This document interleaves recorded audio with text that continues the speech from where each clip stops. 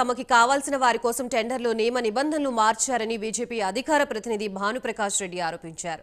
Reverse tendering పేరుతో అక్రమాలకి పాల్పడ్డారని అన్నారు. ధర్మారెడ్డి, సుబ్బారెడ్డి, కరుణాకర్ రెడ్డి ఫోన్ డేటా బయటపెట్టాలని ఆయన డిమాండ్ చేశారు. టీటీడీలో నెయ్యి అవకతవకలపై 5 కోట్ల మంది తరపున చంద్రబాబు మాట్లాడారని భానుప్రకాష్ రెడ్డి అన్నారు. వైవి సుబ్బారెడ్డి గారు చైర్మన్ ఉన్నారు.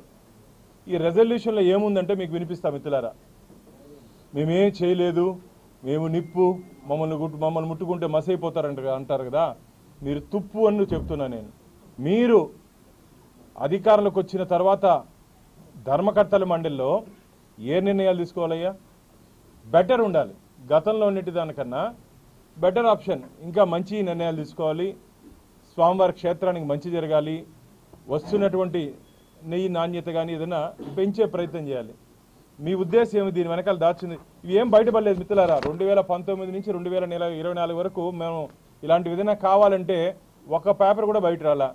మామూలు వెబ్సైట్లో పెడతారు, వెబ్సైట్లో పెట్టలా. ధార్మిక క్షేత్రంలో దాపరికాలు ఎందుకని చెప్పి ఆ రోజే మేము ప్రశ్నించడం జరిగింది.